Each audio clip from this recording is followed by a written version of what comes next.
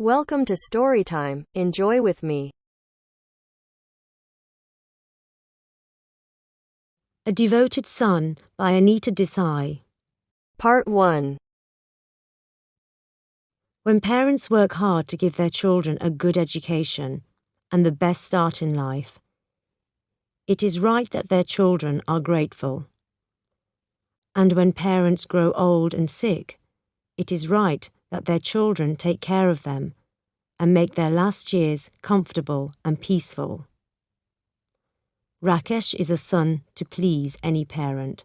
He knows his duty. He knows what is right. When the results appeared in the morning papers, Rakesh read them, in his pyjamas, at the garden gate.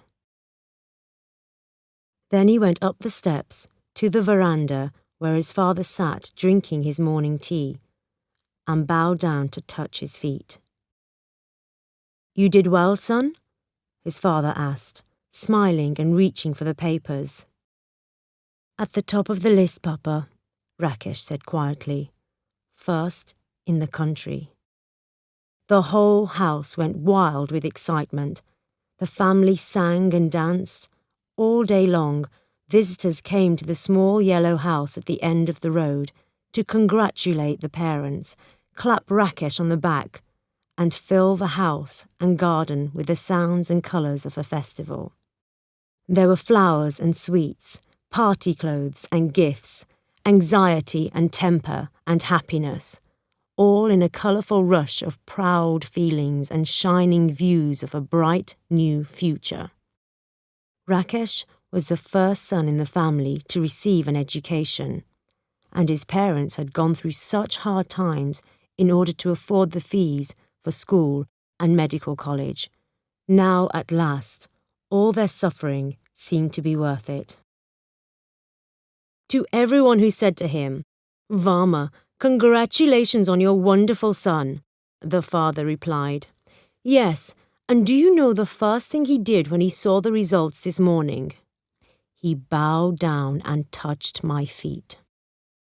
This moved many of the women so much that they raised the ends of their saris and wiped away their tears.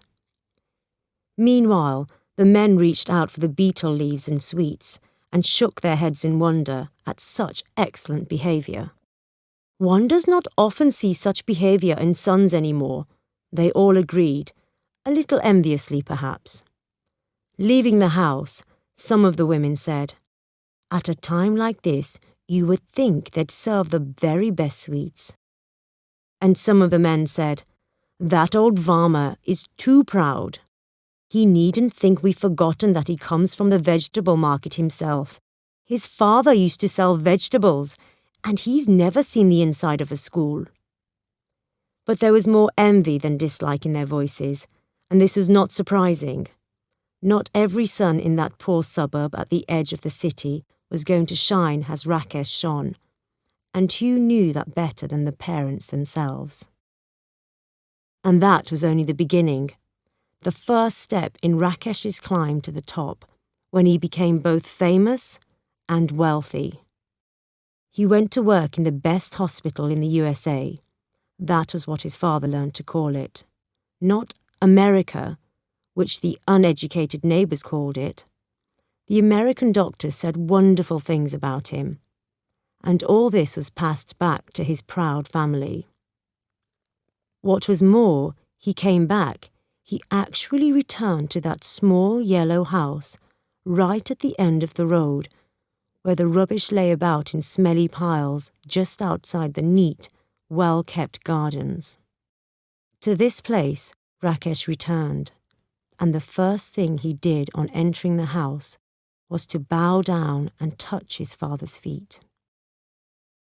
His mother mainly took pleasure in the strange fact that he had not married in America, as all her neighbours had warned her he would, because wasn't that what all Indian boys went abroad for? Instead, he agreed, almost without argument, to marry a girl she had chosen for him in her own village.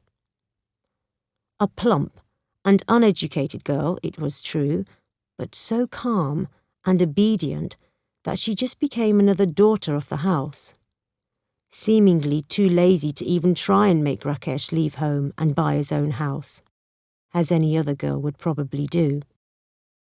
What was more, Veena was pretty, really pretty, in a plump way that only turned to fat after she had their first baby, a son. And then, what did it matter? For some years, Rakesh worked in the city hospital, where he quickly rose to the top and was made a director.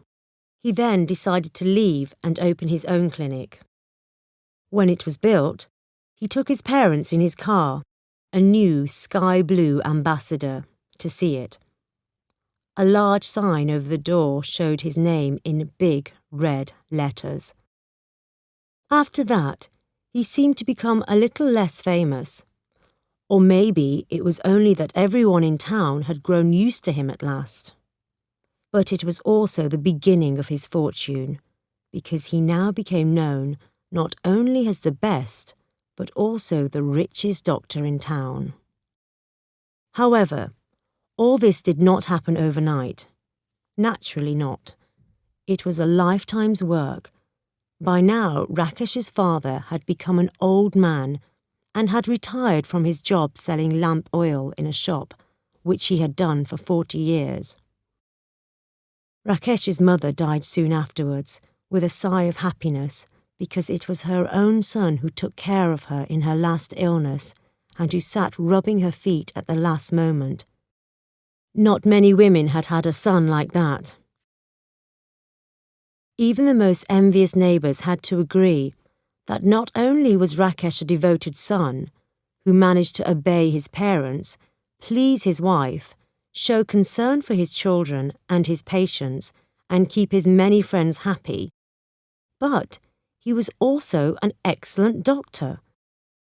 How one man could do all this, a man whose parents had never been to school, no one could understand, but all respected him for his fine qualities. It is a strange fact, however, that success, if it continues too long, begins to shine less brightly.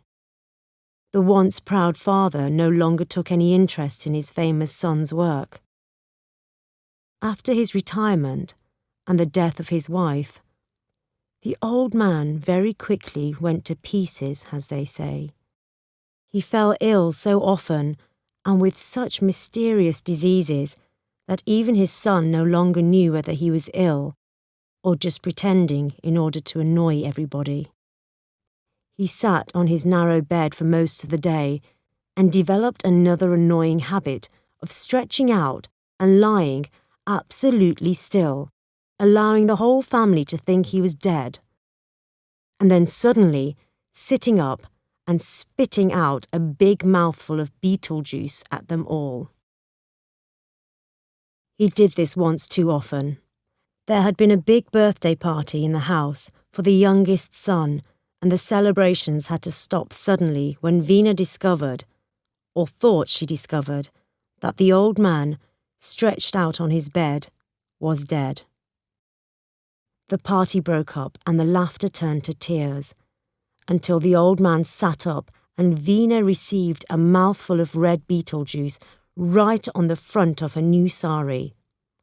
After that, no one much cared if he sat up on his bed, spitting, or lay down flat, grey as a dead man. Except, of course, for that jewel among jewels, his son, Rakesh.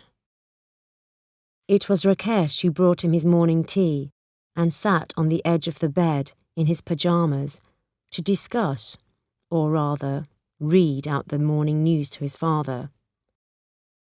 It made no difference to him that his father's only reply was to spit.